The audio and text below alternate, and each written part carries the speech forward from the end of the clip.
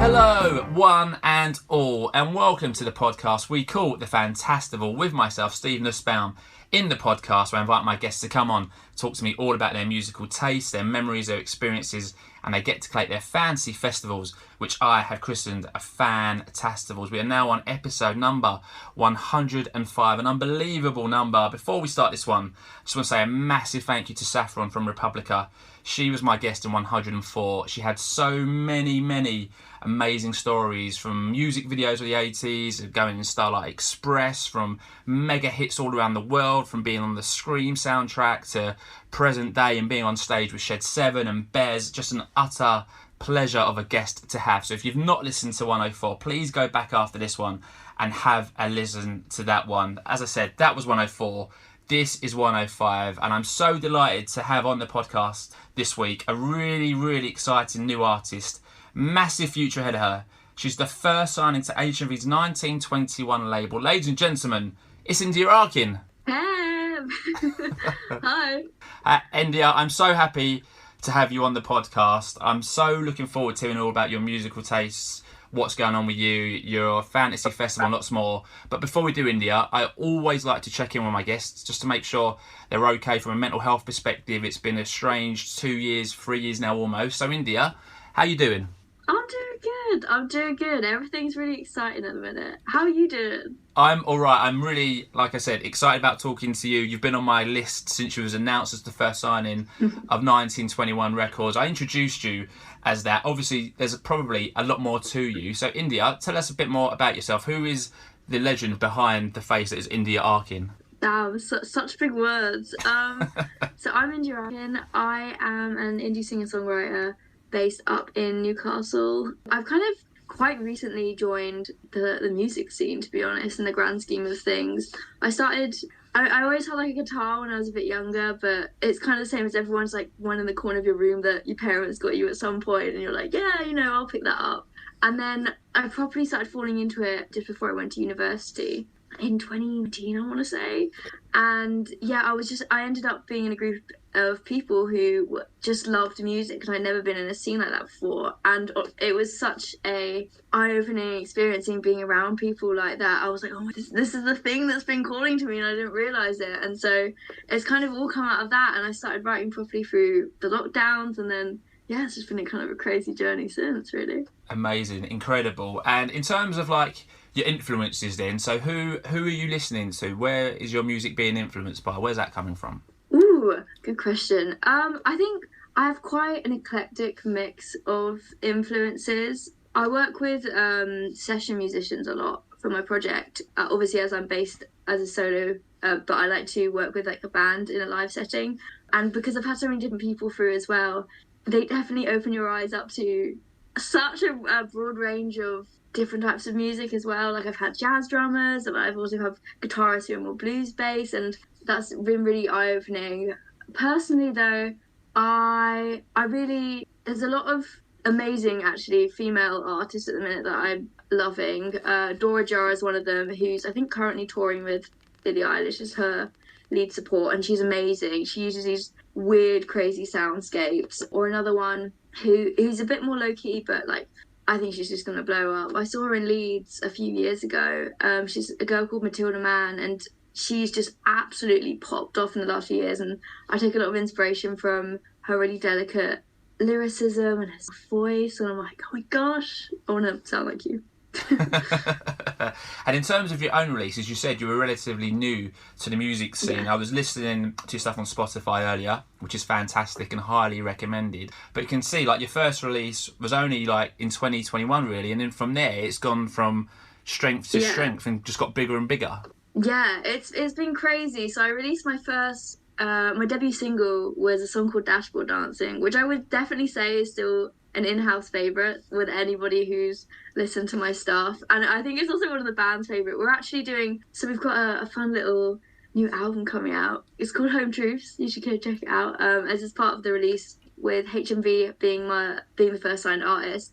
And because Dashboard Dancing was such a, I don't know, kind of groundbreaking and sentimental track, I guess, we decided to do this reimagined album special version with my live band for the album, and I'm not gonna lie, I know it's gonna be a topic of opinion because obviously some people are really gonna be tied to the old song, but the new version of the song, I've got to say, is I don't know. I think it's another level. I'm really excited. I think it's gonna be a point of discussion. But yeah, it's really nice to speak to you because you can hear the excitement in your voice, like already for like the upcoming release. So yeah, Dashboard Dancing, great track.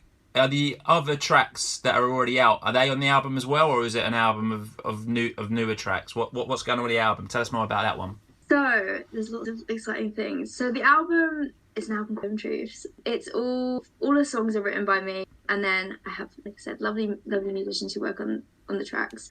Basically, it's an 8-track album, most of which are new unreleased songs, including Scarlet. We've got another one that I think I'm most excited to share is a song called I Want You Near, and a handful of others. And then it's also paired with almost like a sneak peek of what's to come, with tracks like Photo Taxing and The Fear, and then obviously this reinvented version of Dashboard Dancing and things like that. And I think it's really nice actually that we've got this mix. It was really crazy how we came about setting up for the album. As when I got informed that I've been offered this amazing opportunity, I was presented with like 9 days, I think it was, to create a whole album. And I was like, oh, and I was only in the country for, I think, 3 of them because I was abroad on a holiday when they told me. And I was like, oh my gosh, what am I going to do? So it was chaotic as hell trying to sort it, but we made it happen. I think because I'm obviously massively a grassroots artist, the fact that maybe some of the tracks are already pre-existing works quite well to kind of people to get a feeler of like what the album's going to be like, and like, you know, what's to come. Because I always think with each release you're stepping up your game for sure. And this has all kind of come from you just doing some appearances in your local H&V store in Newcastle, right? So you've done a few H&V live and local appearances in Newcastle, and they're really behind new music artists, which is fantastic. And from there you've ended up signing to a label, getting an album out, and going on a tour of H&Vs as well, which is forthcoming. Yeah, no, honestly, when you break it down, the more I think about it, the more I keep saying to people, it's like a fever dream. Like, especially when launch day came around, it was so surreal because it was at midnight. I had my dad text me. He was like, India, Google your name right now. And I was like, what do you mean? And it was like something filming. He was like, Google your name. And I Googled it, and like all these articles were like H&V, first I know, and it's like you see your face on a screen and feel like there's like a weird disconnect from the fact that that's actually you, and I don't know, and it's a real thing, because it's so, I don't know, it felt so foreign. Yeah, it's been an absolutely insane to say the least, like, experience. But like I feel so incredibly grateful for all the opportunities, and it's like there's so many people to thank for this as well. Like Rich is the name of the individual who was in charge of the live and local shows in Newcastle, who I'm genuinely eternally grateful for. He is such a lovely individual and has supported me massively throughout since I did my first live and local show, and you know, just the team at H&V as well. Being able to offer me these opportunities is a huge thing. And honestly, like, if you guys can support us as well and me releasing my debut album, we do have pre-save and pre-order of the vinyl online now on all of the H&Vs online, and they should be in store if we're coming to you to do the live tour, which is also really exciting. So pre-order and be awesome. So the album's out on Saturday the 15th of October. It's out to coincide with National Album Day. You're doing a tour of H&Vs that people can go and have a look at on your own socials, and I'm sure H&V will be plugging it. But as part of National Album Day, you're also like a National Album Day ambassador, right? So it's like you, Sam Ryder, and like a few other people, and I guess that must, when I looked that out, I thought, wow, like H&V have done a great job of going into town by able to be getting someone as a National Album Day ambassador, and seeing your face everywhere on The Guardian and on Twitter. Honestly, you and me, we're having the same experience right here. I can't believe it either. We're both living this fever dream collectively, you know. What is real? Who knows? But yeah, I am. I'm a National Album Day ambassador. It's crazy. It's alongside, like you say, KSI and Franz Ferdinand and like other insane artists. I think Sam Ryder as well. Yeah, I feel really proud to be representing like not only, I guess, young female musicians, but musicians from the Northeast. Is that's like we definitely don't get as much representation as we should be getting, is what I should be saying. And it's definitely something I want to speak out to more. And yeah, I feel really proud. And I don't know, especially as a solo artist, you put so much into your project. Like everything with my music is always been completely self-funded, self-written. All the artwork's mine, all the music's mine, and it's really like the most. I don't know. It's quite a heartfelt thing having it be acknowledged. I feel really grateful for that opportunity. It's really exciting. It's really nice hearing you talk about it. So, like we said, you're in a lot of HMV stores. There's quite a few, isn't there? There's like, I think somewhere between 8 and 10, I think maybe. So you're going around the country in HMV stores with your band as well. Yes. So you get to take your band out, and after that, you've got your own tour lined up, playing other venues, right? So tell us a bit about your tour and how you're feeling about that. Let's give that a push. We are actually in the midst of band rehearsals at the minute. As we're speaking, my lovely drummer is coming all the way up from down south because we're going to have like an intensive few days of like all day rehearsals every day. And then he's got to go back and then come back up for the start of tour, bless him. But yeah, no, everyone is so hyped. It's a lot of hustle right now because it's all about like, you know, making sure we're as tight as possible. But we're really looking forward to it. We're doing loads of stores. We're obviously going to Newcastle. I think we're also up in Glasgow, Birmingham, Manchester, Bath and Bristol. And then we also have 2 main like gig shows that are external to the HMV tour, which is the Bobbicks on the 21st of October, and then also at the Horn in St Albans on the 18th. But there might be other ones being announced, so just like keep an eye out. And for all the HMV ones, I'd definitely say check out either my socials, or it should be on HMV by the time it's out. So yeah. Amazing. I've been to the Horn a few times in St Albans. It's an amazing. It's an amazing venue. It's great. So I'm sure seeing you there will be a great experience. So you mentioned your socials. So let's talk about your socials quickly, India. Where can people find you if they're listening and going, she sounds like great fun. She sounds like I want to follow her and interact with her. Where can people find India Arkin? Yeah, you can find me. My Instagram tag is india.arkin. I think I'm India Arkin on Facebook, India Arkin on Twitter, and for all my music, it's just my name, so you'll find me. It's some variation of me. Great stuff. So, without giving away too many spoilers, India, music-wise, like, what genres are you into? Do you listen to a bit of everything? Is there one particular genre that does it for you? What are you into? Like I say, quite a range. It kind of all depends what mood you're into, I guess, doesn't it? I think most frequently I would say that I listen to maybe like alternative rock kind of stuff or much softer indie tracks. I really, it's like a weird combination of me liking really quite heavy songs and really soft, pretty, delicate tracks. And I think there's a nice marriage between the two where you can meet in the middle, yeah. You got anything that you're rocking out to at the moment at all? Ooh, recent ones. Fairly recently, I'm going to say her name wrong. Biba Doobie? Oh, Biba Doobie, yeah. Yeah, Biba Doobie. Her name is always so confusing to say. But there's some really great tracks on that new album of hers. I've also been listening to... I'm quite a big fan of Declan McKenna, so I'm always listening to his stuff. His Zeros album, absolute chef kiss, beautiful. Yeah, I mean, a real mix of stuff. I mean, there's also a lot of Newcastle local artists that are just phenomenal. There's Kate Bond, who is an amazing neo-soul artist in the scene, who's also popping off at the minute, and she's incredible. I've been listening to a lot of her. There's another band called Soever, who are quite small in the Newcastle scene, but insane soundscapes. I would definitely recommend, like, go check them out. Sarah Johnson, she does like cool indie rock stuff. Yeah, real mix. Some good names there to check out, and I'm sure a lot of people will do. So India, let me take you back. Always like to talk about first records, or maybe even first downloads possibly on this one. Would you remember what your first record was, or your first download was, and buying that? I do. So my first record that I ever got was the Hot Fuss album by the Killers. And I remember it so vividly because when I was younger, my family we traveled a lot, like we moved countries constantly. And so if we wanted like any DVDs or CDs or any music at all, we'd have to buy it, and that would be the only thing we could listen to for like, you know, however long we were out there, unless like a family member came to visit, which like wouldn't happen loads and loads because we were quite far out. And yeah, so if you had one, it was like your precious gem that you would listen to on repeat. And so yeah, Killers Hot Fuzz, great album. It kind of, I think, was the start of me falling in love with the kind of rock soundscapes and the energy of fast tempos, like music. You can't really go wrong.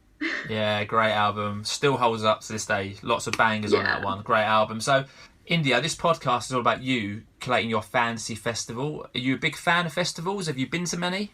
Yeah, as a kid, I got taken to a couple in the summers and stuff, but I think I've blossomed more into it as I've engaged more with the scene, the local music scene. And also I think the more that you're actively around music, the more you desperately want to go see it all the time. And what about gigs? Have you been to many gigs? Is there a favourite gig that you have at the moment? Yes, definitely. I think my favourite ever show or gig that I saw was actually at the Horn, and it was by, again, it's a bit of a smaller band, but it's a band called Childcare. And honestly, I have never had such a breathtaking gig experience. They were amazing. Like, they were really interested in creating this experience-based performance, and it was like their music in of itself is amazing. They kind of do weird rock is the best way to describe it. But like, they wanted to engage all of our senses, so they had like diffusers at all four corners of the room, and they changed the smell for every single song. And we also had like this one thing in the middle of one of the songs where they had us eat a certain sweet as we were eating it, and it was crazy. And like, especially because I came to Newcastle because I've been pursuing fine art on the side to music, and something that always motivated me in my fine art kind of journey again is experience. And I was always really obsessed with the idea of immersive installation, and I love this idea of, you know, you are essentially creating this world through engaging all of these other things. It's really something I really wanted to bring into like my own shows, and I've always, you know, yeah, it's really inspiring to see people create a space around their music rather than it's so much deeper than like just the music itself. Like, everything's so intertwined. And also, like, it's a really great band for representation as well, as both female and queer presenting artists, which is always something that we want to see. You know, representation is everything. Sounds like an amazing gig. I like the idea of like different smells and giving you sweets for a different song. And you know, like, wicked. I've heard of like people like turning lights off at gigs or lying down at gigs, and it all feeling very surreal. So it sounds like an amazing gig. So, like I said at the top of this podcast, India, the aim of the pod is getting our guests to collate their fancy festivals. So you get to choose any 5 acts, one of whom must play an album in full and an encore, which all of your 5 acts can perform together to close your fantasy festival. So it's very simple for anyone listening for the first time. 5 acts, 5 time slots. So last week, like I said, I had the amazing Saffron on from Republica. She created her Beyond Future Fantasy Festival, and in her opening act she had Kate Bush, but cheated a little bit because she threw in Stevie Nicks, but she's Saffron, so I was never going to say no, you can't do that. So she done that. Super second, she went for Earth, Wind and Fire. Her Midway Madness slot, she picked The Human League. In her pre-headline slot, she went for Public Enemy. And for her headline act, she picked The Prodigy. So an amazing 5 acts that she picked. And for her encore, she picked Moving On Up by Primal Scream for her 5 bands and acts to play. So very simple. But before we talk about your acts, India, first of all, you have to name your venue. And we were talking about this beforehand. The name is quite a challenging one to pick. So, India, what are you going to call your fantasy festival? Well, I've been brewing on this all day, right? I called up my dad. I said, Dad, I'm going on the podcast later. Help me out. What do I do? And he had the best name, so I'm going to go with what he said. He said, I want it to be northeast based, so I'm going to go with the North Star. Oh, I like it. It's kind of cute. I like it. So we've got the North Star. And India, you can hold the North Star anywhere in the world. I've got a feeling you might keep it local in the Northeast, but you can take us to New York, you can take us to Paris, you can go wherever you want. So where are you going to hold... Well, I guess it's pretty self-explanatory. Where are you going to hold the North Star? Where are we going for this one? I was thinking I wanted to be outdoors, like somewhere beautiful, and I was like, where's beautiful but kind of local? So I'm going to go with the Yorkshire Dales because it is gorgeous. Like, waterfalls galore, like rolling hills. Maybe not right now because it's freezing, but in the summer it'll be beautiful. Great stuff. So the North Star was taking place in the Yorkshire Dales. Before we talk about your 5 acts, because I know how difficult it is to get to 5 acts, any artists, bands, anyone who you want to shout out, who you love musically, but they're just not lucky enough this evening to make it into your North Star Fantasy Festival? Ooh, there's so many people. Who do I want? I think I already shouted out the wonderful people that I've like. It's the people I'm listening to, really. All right, Beautiful, so talented local musicians. So we've already shouted them out, which is fantastic. All right, so let's take it into the Yorkshire Dales. The North Star sold out. Lovely day. The sun's out. Everyone's having a great time. It's 2 o'clock. Time for your first act, India. So who are you going to have opening your fantasy festival? Okay, so for my opener, I decided to go with Arlo Park. I think she's be a really good opening act because their songs are really catchy and rhythmic, but also you've got these really beautiful, gentle vocals, and it's kind of chill. You're just like warming up. Yeah, beautiful. And she's started coming up over the last few years as well. Like, this is her time. Great stuff. So I think she won the Mercury Music Prize, didn't she, last year? Yeah, so. Amazing. So, all right, Arlo Parks is your opening act. She's going to play for an hour from 2 till 3 o'clock. We'll take a half-hour break, catch our breath, and it'll be time for your Super Seconds act, India. So who are you going to have play from 3:30 to 4:30 on your Super Seconds act? Okay, so for my Super Seconds act, I decided to go with one of my like all-time favourites, Still Woozy. He's incredible. He's a perfect blend between chill, vibey songs and upbeat pop bops that will obviously keep the momentum going because, you know, the day's moving on now. And I don't know, I really have always admired Still Woozy because he's such a great example of DIY bedroom pop because he has these weird, quirky, psychedelic soundscapes and he uses all these weird sound samples and I don't know, he's such a dynamic songwriter and everything he writes is so clear, so personal and yeah, I got a lot of time for him. He's great. All right, so do you know what? I don't think I've heard of that act. Still Easy. Still Woozy. Still Woozy. You will not regret it, I swear. Yeah, I look forward to checking out Still Woozy making his first Fantasy Festival appearance after 105 episodes. So lovely to welcome him to the Fantasy Festival family. So Still Woozy is your Super Seconds act. He's going to play from 3:30 till 4:30. 2 acts down, 3 acts left. Time for your Midway Madness act, who are going to play from 5 till 6. So India, who's it going to be? I decided to go with Lily Allen for my Midway Madness act. I thought about this one a lot. I think it's kind of a weird in between. Like, you're not quite the headline, but you know the energy's going up. It's the end of it later, but you know she's got such fun, upbeat, dancey songs that you can't really go wrong. And also she has a really clever way of marrying lyrics that are both sweet and outspoken with super clever lyric lines that actually ask quite big questions but in really subtle ways. I think she's got a lot of really important stuff to say. I think she's great. Lily Allen. Great stuff. First time Lily Allen's been picked for a Fantasy Festival lineup, India. So far you're 3 for 3 for artists who've never been picked before. So loving your work. So Lily Allen's going to make her Fantasy Festival debut. She's takes your Midway Madness slot. So she'll play till 6. We'll take a half-hour break, and then your pre-headline acts are going to get an hour and a half to play from 6:30 till 8 o'clock. So India, who's going to be your pre-headline act? My pre-headline act, because we're here for all the female representation, is Florence and the Machine, because to be honest, who can deny Florence's timeless bangers? Like Dog Days Are Over, it slaps. It just it just does. And I also really like the brutal honesty of the way that she writes. Like I remember reading something saying that Hunger was written based on things from her diary, and I think having that raw lyricism really speaks a lot to an audience. And also, I mean, it's just the live shows are just insane, and there's so much drama to it, and I think that's just what you want. Have you been lucky enough to see her before live? Have you Yeah, she came to Newcastle not too long ago. Yeah, she was phenomenal with the new album, which is also amazing if you haven't already heard it. Brilliant. So Florence and the Machine has been picked once before, so she makes her second Fantasy Festival appearance, taking your pre-headline slot, India. So a great first 4 acts. You've got 1 act left who are going to be your headliners. They're going to play from 8:30 to 11 o'clock. So India, who's going to be your headline act? So my headline act is going to be Billie Eilish. And I think I'd want her to play her full Happier Than Ever album. I think it's kind of obvious that she's such a powerful artist in of itself, and it's super inspiring to see a female artist kind of at the top of the music scene worldwide right now. I think it says a lot.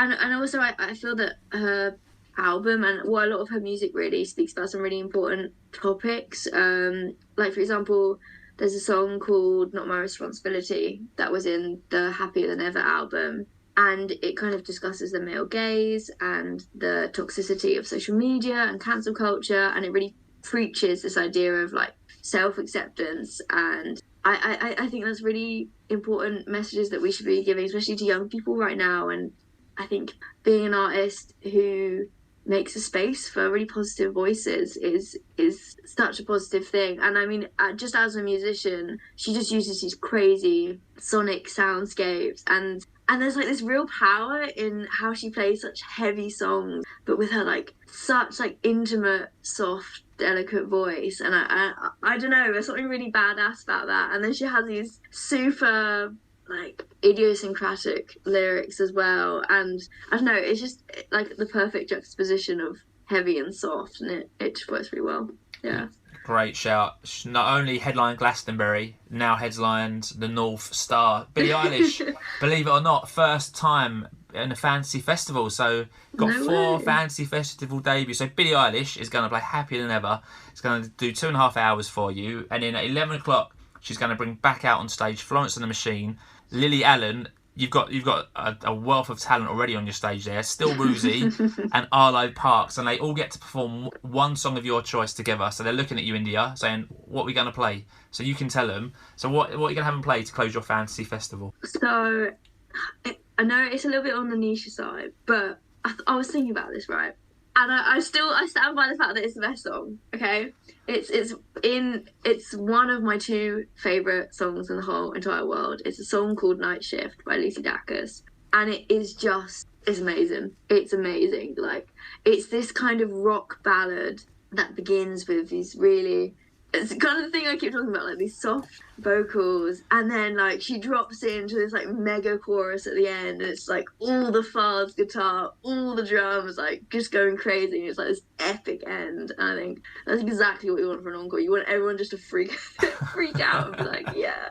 So that's what I'm going for. Awesome. I'm going to have to ask you now, what other song was in content? You said you got 2 favourite songs. One was Night Shift that you picked. What was the other one? My other one, again, it's like a little on the niche side. It's one of the artists I mentioned at the beginning. There's a absolutely beautiful song by Matilda Mann, and it's called Robbed, and it is just the prettiest thing you'll ever hear. It is so beautiful.